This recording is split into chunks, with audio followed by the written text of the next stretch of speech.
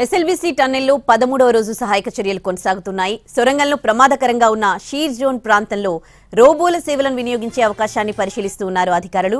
ఇప్పటికే హైదరాబాద్ కు చెందిన ఎన్వి రోబోటిక్స్ ప్రతినిధుల బృందం టన్నెల్ను సందర్శించింది. సీఎం రేవంత్ రెడ్డి టన్నెల్ను సందర్శించిన సమయంలో అవసరమైతే రోబోలను వినియోగిస్తామని ప్రకటించారు. దీంతో రోబోటిక్స్ సంస్థ ప్రతినిధులు సాధ్యాసాధ్యాలను పరిశీలించారు.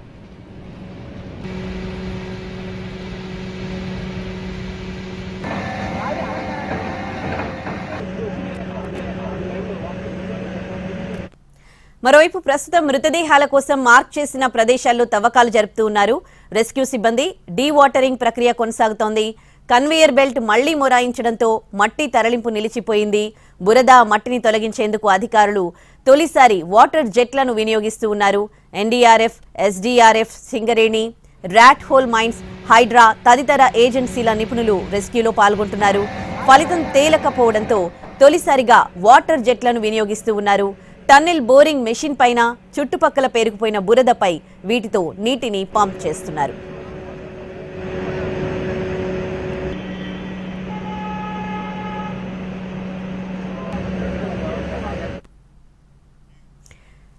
ఎస్ఎల్బీసీ టన్నెల్లో సహాయక చర్యలు చేపట్టి ఇవాళకి 13 రోజులు కావస్తూ ఉంది. ఇప్పుడు లేటెస్ట్ గా రోబో సేవలు వినియోగించుకోవాలని భావిస్తున్నట్లుగా తెలుస్తోంది. పూర్తి డీటెయిల్స్ ని అక్కడ నుంచి మా ప్రతినిధి పాషా లైవ్ లో అందిస్తారు.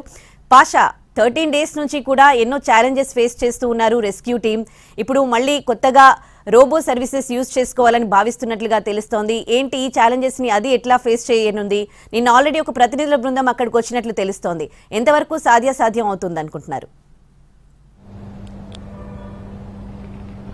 ఎస్ఎల్బీసీ టన్నెల్లో రెస్క్యూ ఆపరేషన్ 13వ రోజు కొనసాగుతుంది. లోపల ఉన్నటువంటి ప్రతికూల పరిస్థితుల కారణంగా పనులు ముందుకు సాగడం లేదని చెప్పేసి అధికారులు భావిస్తున్నారు. ముఖ్యంగా టీబీఎం మిషన్ అడ్డుగా ఉండటము, నీరు ఊట ఎక్కువగా ఉండటము, దాంతోపాటు కన్వేయర్ బెల్ట్ పనిచేయకపోవటం, ఈ 3 అంశాలతోటి రెస్క్యూ ఆపరేషన్ అనేది మందకోడిగా సాగుతుందని చెప్పేసి మనం పేర్కొనవచ్చు.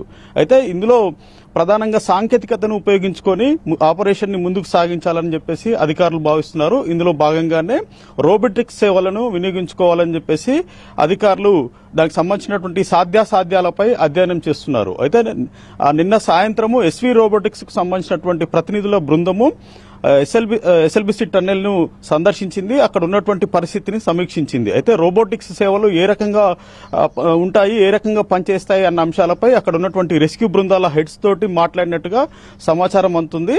మరోపక్క అది కంప్లీట్ గా షీర్ జోన్ గా సిస్మాలజీ నిపుణులు పేర్కొంటున్నారు. షీర్ జోన్లు అంటే ఖనిజాలు, మినరల్స్ ఎక్కువగా ఉన్నటువంటి ప్రాంతము. ఆ ప్రాంతం అంతా కూడా మట్టి పొరలతో వేరు కాబడి ఖనిజాలు సపరేట్ గా ఉంటాయి, కూలే ప్రమాదాలు ఎక్కువగా ఉంటాయని చెప్పేసి సిస్మాలజీకి సంబంధించినటువంటి నిపుణులు పేర్కొంటున్నారు.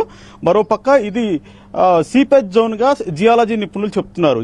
సీపేజ్ జోన్ అంటే ఎప్పుడు నీటి ఊట ఉండేటువంటి ప్రదేశంగా జియాలజీ నిపుణులు పేర్కొంటున్నారు. ఎందుకంటే ఎక్కడైతే టన్నెల్ ప్రమాదం జరిగిందో ఆ ప్రాంతంలో ఎగువన వాగులు ఉన్నాయి, వంకలు ఉన్నాయి, జలపాతాల ప్రవాహం ఉంది కాబట్టి అది ఎప్పుడూ కూడా తడిగా ఉంటుంది. అక్కడ కింది భాగంలో తవ్విన క్రమంలో అది కూలే ప్రమాదం ఎక్కువగా ఉంటుంది.